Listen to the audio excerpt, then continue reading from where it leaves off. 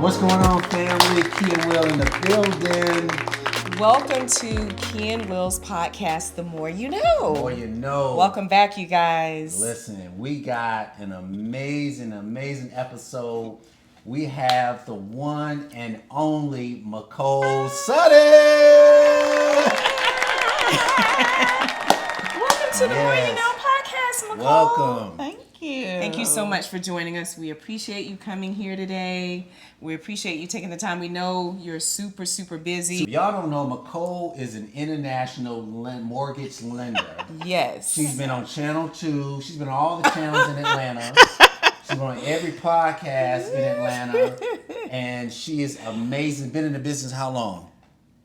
25 years. 25 years and counting. Yes. She looks like she just got out of college. Right. But she's been in the game for so long. She's one of our preferred lenders. And listen, Absolutely. she is amazing. We love her so. And has a lot of information to share with us today. So welcome, Micole. Thank you. So today, you guys, we're going to talk a little bit about mortgage loans. As you know, the market has been crazy really over the past couple of years. And so we invited Micole here. We want to talk a little bit about how do you get a loan? What does a loan mean? Just different information about a loan so that if you're interested in purchasing a home, you know at least where to start. Yeah, and the market has changed. Everybody knows 2020, 2021 was crazy.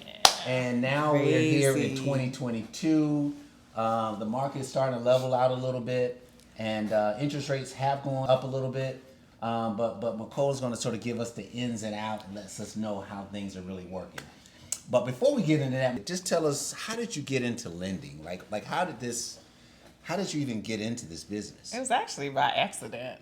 Wow. Yeah. So I was working at Trust Company at the time, which SunTrust, now Truist. They changed the name so many times. Yeah, right. And I was an encoder, and I lost my job.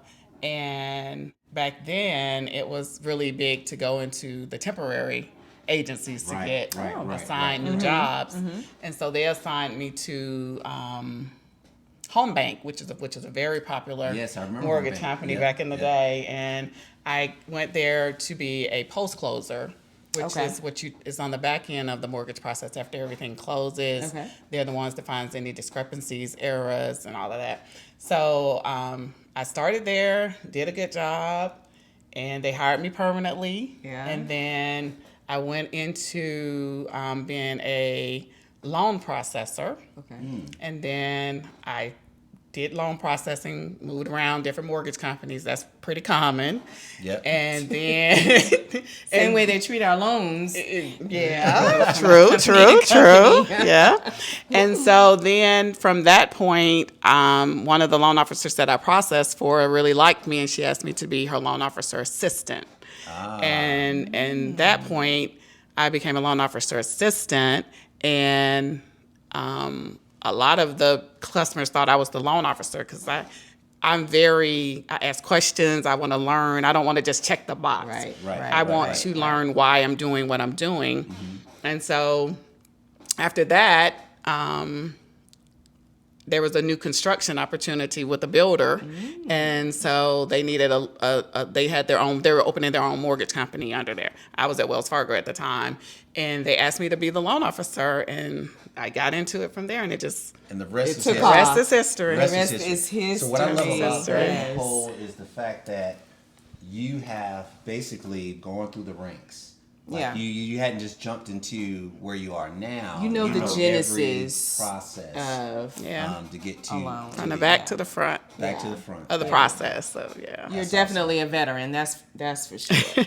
So total years, you said you've been in this business for? It's about 25. Right. 25. Yeah. Because I've been married for 20, and I was in it before I got married. And so you've seen interest rates do all kind of things. A lot of things. Exactly. So how does just for our viewers, how does the interest rate, what makes them fluctuate?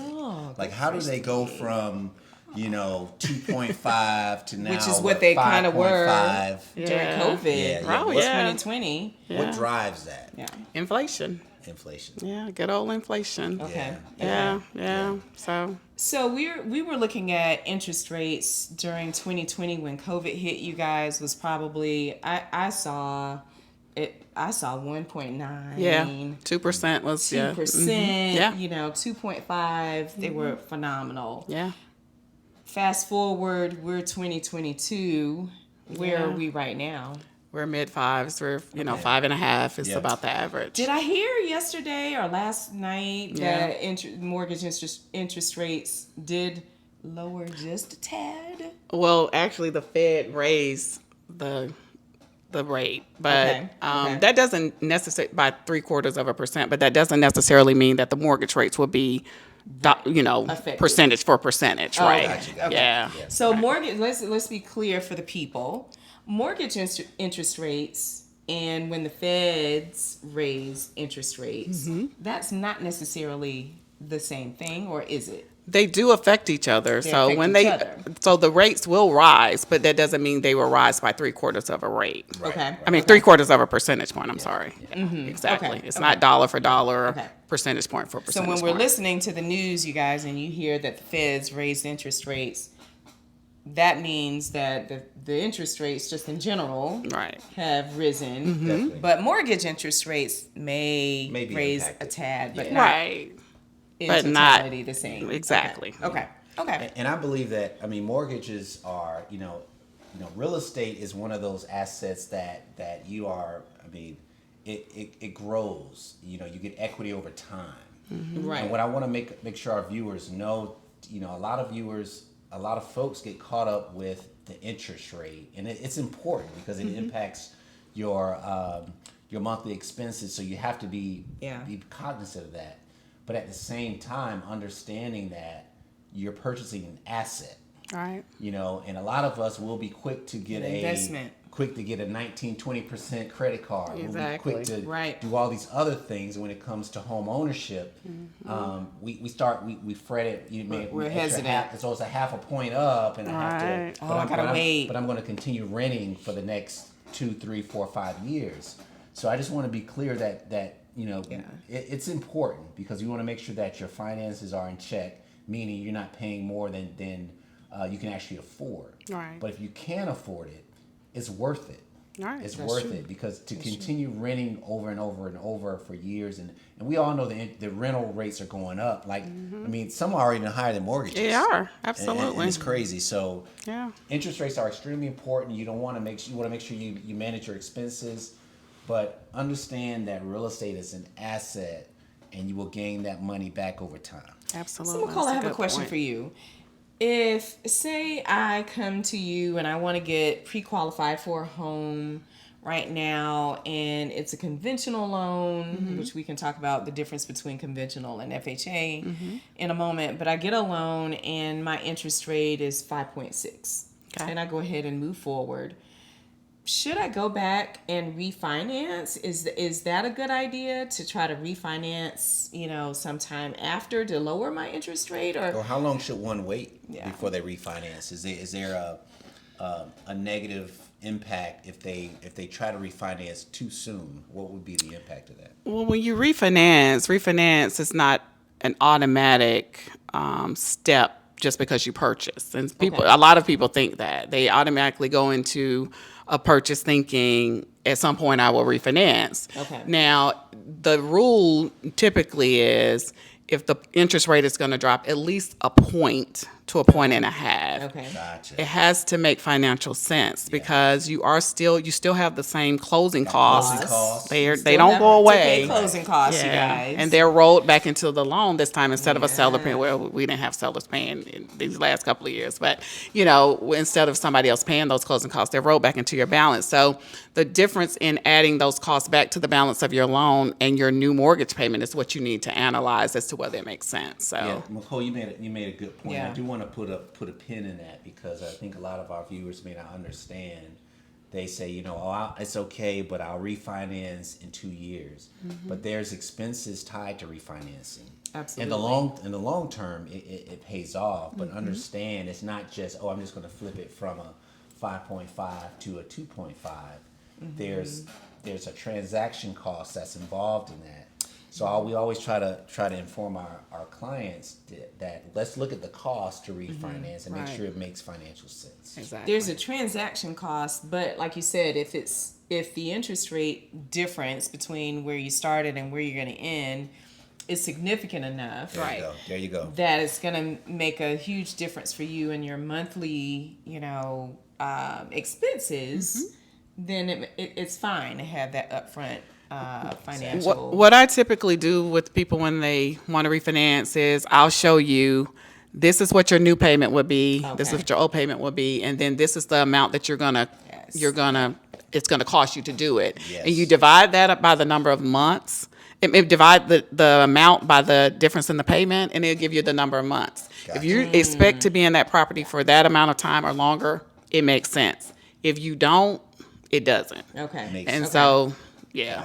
Got it. Absolutely. Got it. Absolutely. Yeah, that's definitely good information. Because I think now, because the interest rates have creeped up a little bit, folks are saying, I can refinance, which Yeah. they can, but a lot of times they don't understand what's involved in that. Yeah, So and that's I assuming that rates go down at some point. I mean, we would like to think, of course, at some point in the future they will again.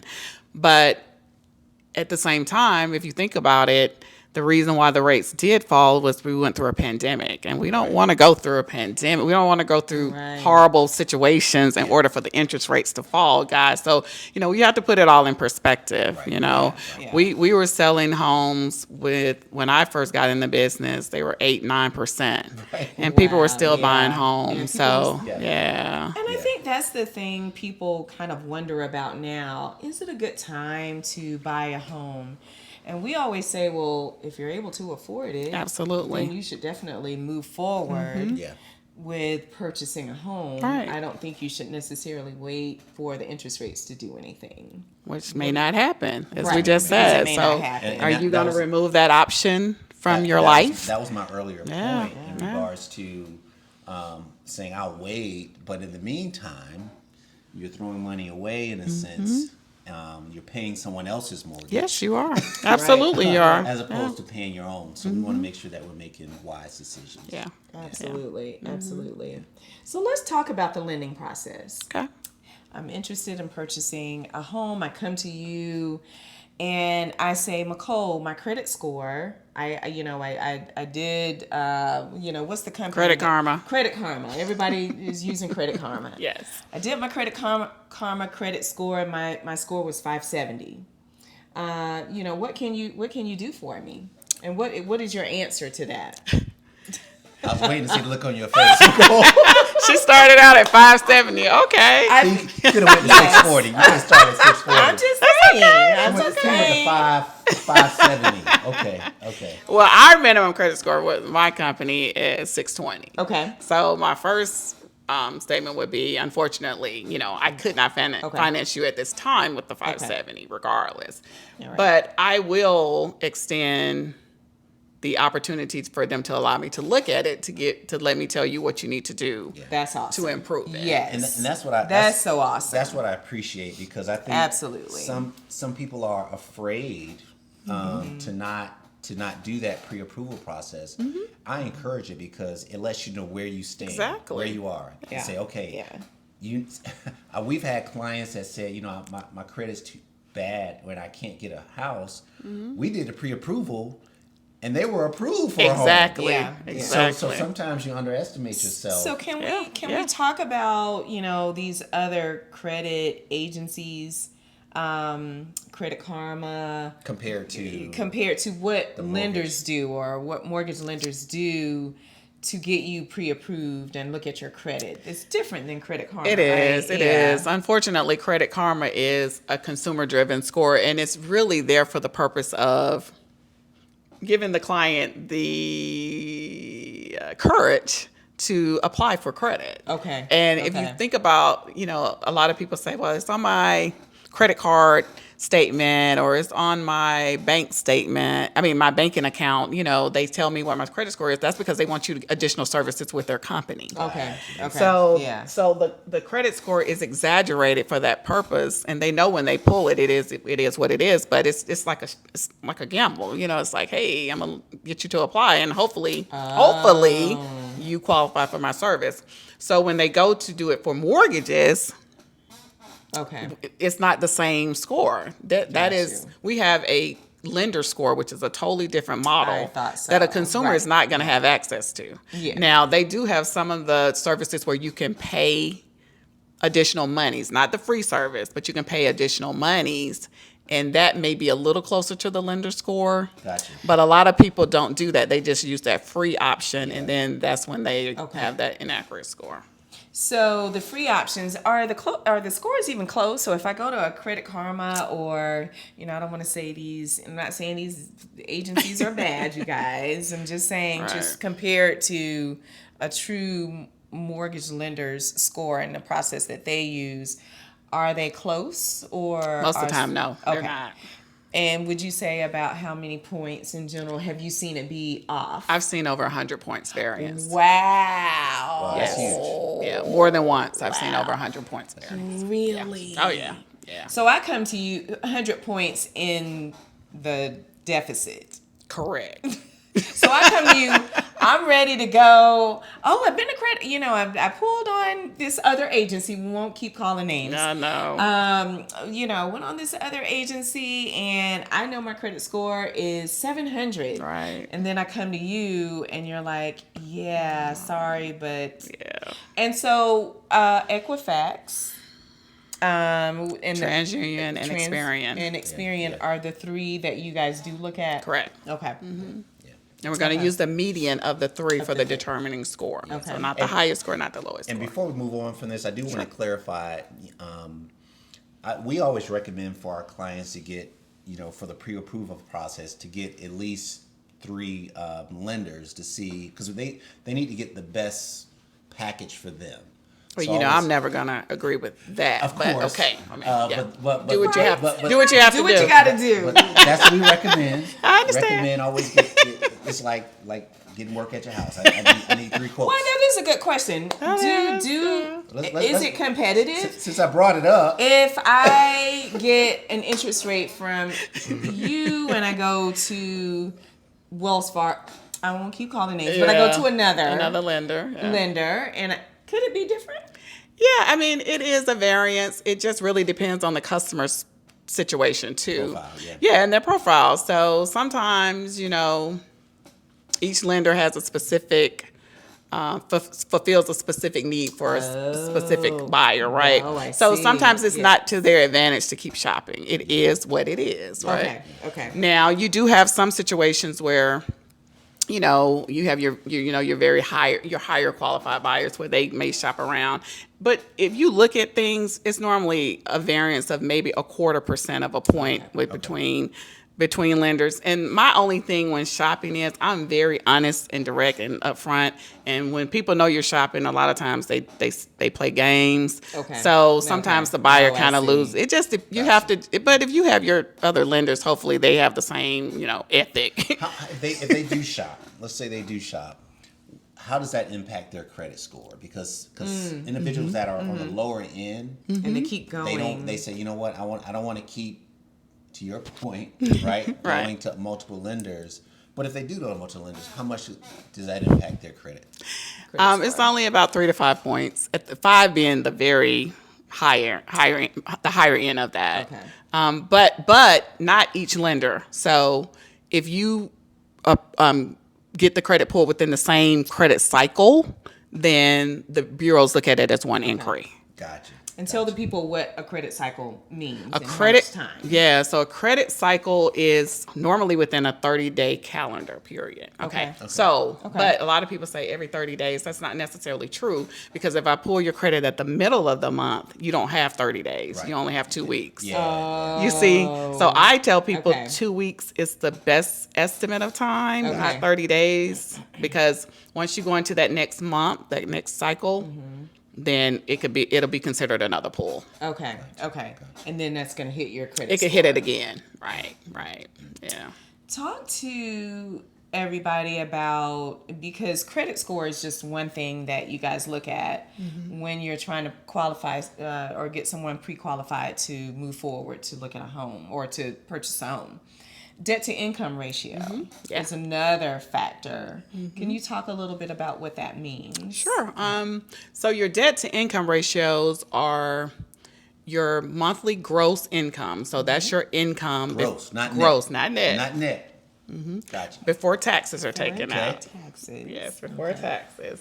And then we take your monthly expenses. Okay. So your minimum expenses. So if you have a credit card, not if you pay $100, then your minimum payment is 15. We're only going to count the 15. Whatever the the credit, Gotcha. whatever the credit Gotcha. reports, credit bureaus are reporting as your minimum score. Okay. Minimum payment. And then we take whatever your estimated housing payment is. Okay. So the estimated housing payment plus your monthly debts can be a certain percentage of your monthly gross income. Gotcha. And that's how we determine ratios. Gotcha. So we got to minimize those expenses. Absolutely. Got to minimize the expenses. Yeah, If absolutely. I look at it this way: if you're not able to make more money, lower your expenses. That's it. That's the one thing you can You control. make more money. That's true. You lower your expenses, or you do both, Yeah. which is what I recommend. Yeah. You know, one thing, Micole, I feel like a lot of people, even at our age, At your age, Key. Don't wow. try to throw me. Let's not throw me in there. Let's not throw me at your age. still may be struggling with. Talk to the hand. Oh, no. I'm in a doghouse Be now. careful, Doghouse. Willie. Be I'm in a careful. Doghouse. It's over. You will be here when we are not. Hello. My bad. Let's rewind that. Can I edit that out? No, keep that in. Okay, go ahead. But one thing a lot of people, I think, still struggle with, unfortunately, are student loans. Yeah, absolutely. And so, what other factor can impact your credit score the most? I hear that lates can impact your credit score. Late payments, potentially, student loans if you're in default. So can you talk a little bit about, if I come to you, what is the kind of the biggest red flag that could be going on? Yeah, definitely. Of course, late payments. Okay. Everybody should know you Don't be late. Don't be can't be late. It's that $15. Pay that Don't be late. $15. Right. I Don't tell be late. people, even when I did a career Don't be late. at an elementary school, which is hard to do when you're in the mortgage business, but my sister-in-law is a teacher, so she asked me to do it, and I did it. And then the kids knew you got to pay your bills on time. pay your Okay, and bills. so when grown people are Yeah. perplexed when they have a lower credit score because they didn't pay their bills on time, that's perplexing to me. Yeah. So that's basic, general. That's So 101. let me ask this. So a late payment is a bigger impact to your credit score than, some people will say, well, I don't have that much credit established. But a late payment, if you do have credit, is a bigger hit than if you don't have that much credit. It actually, it can be almost synonymous with overutilization, which is another thing that most people don't talk about. Which is explain that for us. which utilization is the percentage, your credit limit on your revolving credit, because that's an installment debt like a car loan. That is what it is. It doesn't, the balance moves, but you don't have control over. It's not revolving. Yeah. You can't pay down a card and go buy another car and then try. You know what I mean? It's not Right. revolving. So Okay. the revolving credit is very important. Okay. And your percentage of your balance versus your limit is extremely important. Got it. The good thing is you can change that every 30 days. It's Right. it's not a permanent hit like a late payment. Okay. Well, late payment isn't permanent, but it's a longer term effect on your credit than it's a utilization. longer term. You can run up your balance on a credit card one month and pay it down, and your credit score can drop 100 points, and then pay that down, and the next month it'll rebound. Okay. Okay.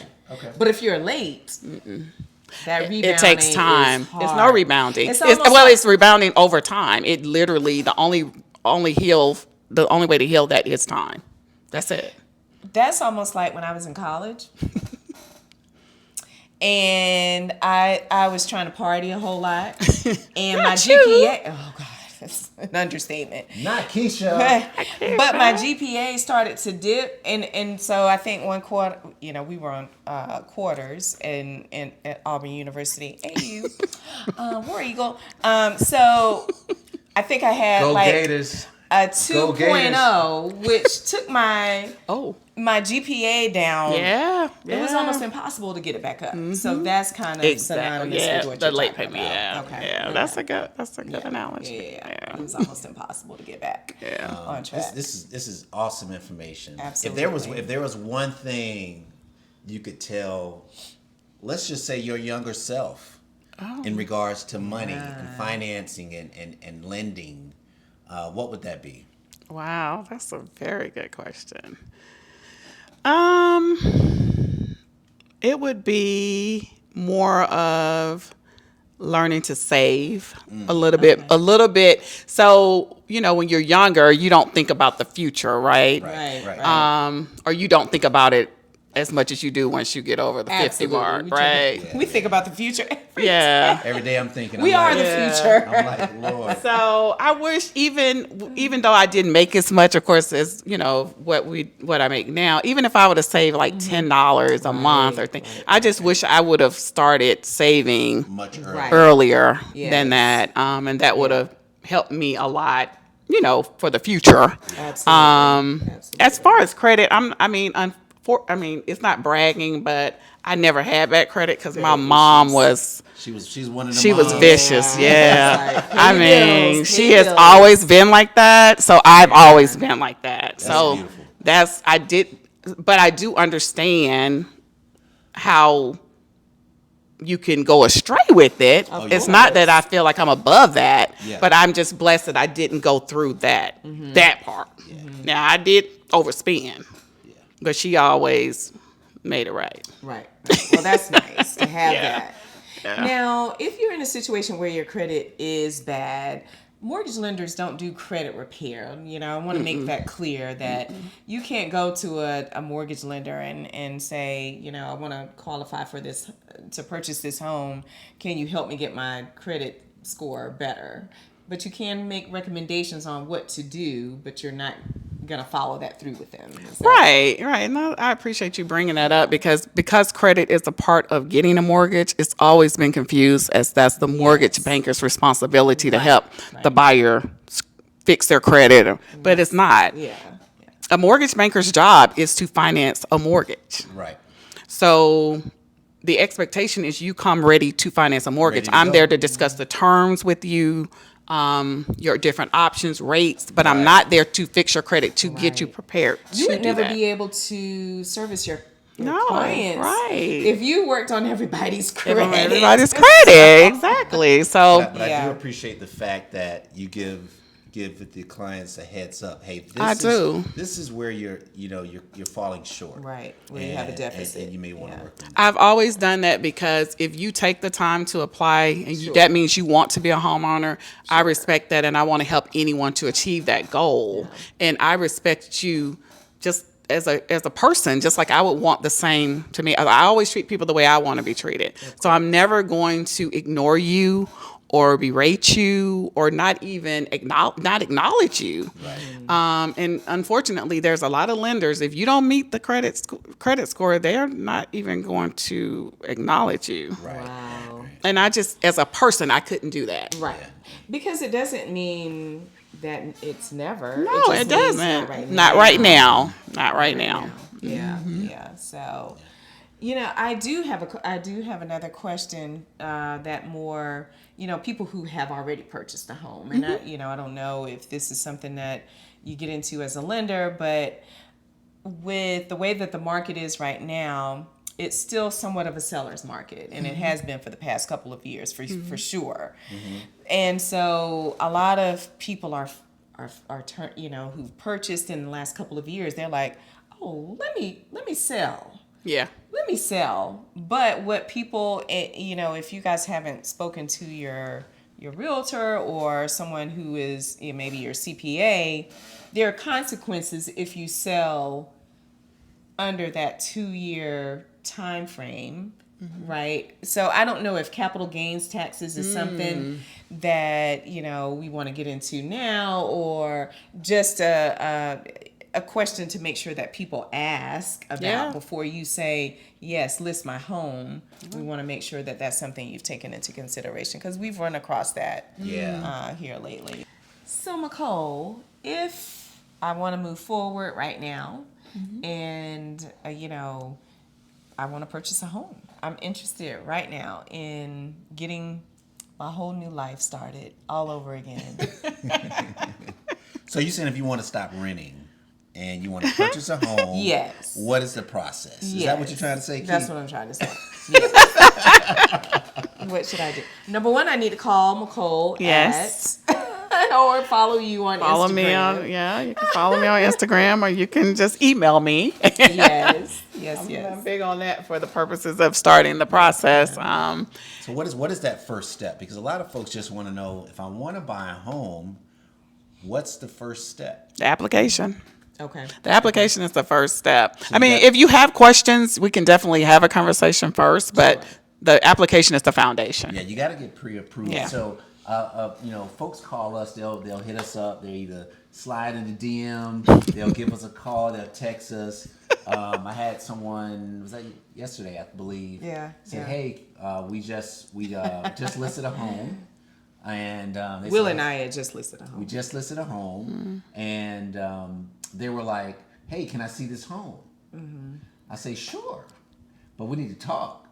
Right. We need to talk first. I need to make sure you have all the qualifications. Yep. Because you just can't go see a home if you're financially not have everything set Not up. prepared. See, so we talk. We have to have that conversation first and say, hey, are you pre-approved? And then they say, what is that? And we say, hey, you have to speak to a lender such as Micole. Have them go through the application. Typically, it takes what? If they have everything together. I can do it within 24 hours, Yeah. as long as they have So you fill out everything. the application. The application asks for what? It asks for as far as the application, name, Application, address, social, employment, They ask for documentation, documents. yes, pay stubs, tax returns, W-2s, and bank statements. Okay. Okay. So once I go online, I submit that information. You get a result generally within 24 hours, and it says you're pre-approved for. Whatever it is. Whatever it is. Once you send your information in and I review it, I'm going to have a conversation with you. I'll call you and we do a consultation. Gotcha. Because I want to talk to you about what your needs are, what you're looking for, payment, all of that, and then we determine a pre-approval amount. Gotcha. Okay. And then once let's say we get approved, I'm approved for Yay. X amount of dollars. Yes. How long does that pre-approval last? Can I just hold on to that for the next year? Or? It's 120 days from the date I pulled your credit report. Okay. Yeah. I need an answer. I'm just trying. I know you did. We are asking questions for the people. For the So I people, can hold right? on to it for the next year. Yeah. You can hold on to it. It just won't be any good. So what You would need happens? to repull. What happens Yes. after that time period passes? We need to repull the credit, update the credit, and then depending on your income, we might need to update your income documents too. Gotcha. So, Micole, if I wanted to get pre-qualified or pre-approved with someone who I'm not married to or, a partner, Sure. do you do that as well? That's a good question because do you have to be married? Let's say me and Key was shacking up. Let's say we were shacking up, right? Yes. And I said, Like we did. I said, that's another episode. Right. But I'm like, hey, I'm like, Micole, Yes. I found this nice girl from Alabama. She can cook. She's smart. She got natural Okay, hair. move on, babe. She's beautiful. She's beautiful. And can I get a mortgage with her? Sure. You can. Really? Okay. As long as you guys are qualifying together on the loan together. So you don't have to be married. You do not. No, you absolutely do Good not to have to know, be good to married. know. Now, you do have to be married if you wanted to buy the house, Willie, and then you wanted to try to put Keisha on the title after closing. No. Okay. Oh. No. So if I want to put her on the title after closing, we have to be married? We will not add her if she's not your spouse. Wow. Okay. Okay. That's good to know. Good to know. That's good. But if we purchase the home together, Of course. and we're just boyfriend girlfriend, We could do that. we're on the loan She's together. on the loan. I'm on the loan. Yeah, that's fine. We're then on the Wow. title, the deed, and all of that That's together. awesome. So for those out there who don't want to get married, because marriage ain't for everybody, right? Oprah will tell you that. It's true. If you want to just commit to that mortgage, you can actually do that. I don't know who wants to do that. It's people out there, man. Hey, people marriage out ain't for there. everybody. That's gonna be the next episode. If I were Marriage your is not for every- girlfriend, I don't want to be on a mortgage. I'll pass on that part. I'll let you buy the house and then let you add me to the deed once we get married. Ooh, I like that. That's smart. That's smart. So that means you're not responsible for the debt? That's right. Because if you leave, Jules, you're not going to leave dropping me jewels for the... hanging with a mortgage to pay just because we no longer So together. you're saying I can actually put you on So the house. So that means you'll be owner? you get qualified for the loan. So we live together. She just living there. I own all the debt. And then once we get married, I get added to the deed. Yeah. Wow. That's how it's going to be, Key? That's how it's going to be, Because here's the deal. Seriously, though, if you are just shacking and you decide this doesn't work anymore, but you are on the loan together, what are you going to do? There's no divorce. There's no divorce agreement. Right. We're both still responsible for that You're debt. going to have to sell it. Yeah. Or somebody has to buy somebody out. Right. Yeah. Okay. It gets complicated. Yeah, messy. It gets messy. Probably Yeah. don't do that, guy. I don't know. I'm just saying, do what you want to do, but at the end of the day, I don't and recommend I think it. some people probably do that because they're trying to put two incomes together to qualify for more home. Yeah. You just got to think about the entire situation. Just You got to think long term Just as well. Think worst case scenario. Worst case scenario. I don't recommend it. But worst case scenario, if things do fall apart, you got to deal with how do we split everything? This asset? And you have to sell it. You got to sell it. You gotta sell 9 it. times out of 10, you're going to sell it. Or because unless you can qualify by yourself and she agrees, but you still got to give her her equity part. It's part of it's it, complicated. It's complicated. Yeah. I'm glad we bought this house and we were married. Yeah. Not when we were shacking. So that we can split the mortgage. So that we can split the mortgage. Nicole, listen. Yes. This has been amazing. Yes. We talked about We interest need rates. to do a part 2. We still do part two. we didn't even Anytime. cover. We didn't We cover talked about types of loans. Debt yet, to income so, ratio. We yeah, talked yeah, about yeah. shacking. I don't know how we got on that. We talked about all kind of stuff. But listen, we so appreciate you. We know your time Thank you is for being a extremely preferred lender. valuable. Yes. Thank you for being here for us and being on the show. Yes. We love you. We love you. Love you guys too. So, We love you very, Micole very Sudduth much. with Bank South. Yes. That's And me. how can they find you? On Instagram. How can they find you? Hey, I'm just no fancy names at MS Sudduth, my Instagram handle, and Micole Sudduth on Facebook, and msudduth@banksouth.com is my email address. Just Google her. Micole Just Google Sudduth. me. You'll find her. You'll find her. 25 years of They be like, experience, Google you me. guys. Google me. You'll find me. Absolutely. All right. Thank It's you gonna so pop much, up. Nicole. Thank you, Thank Nicole. you We so love much. you. I love you guys. Stay All right, tuned. you guys, make sure you like and subscribe to our channel. More information to come about so many more things. Like and subscribe. Like and subscribe and have a phenomenal day. We out here. Boom.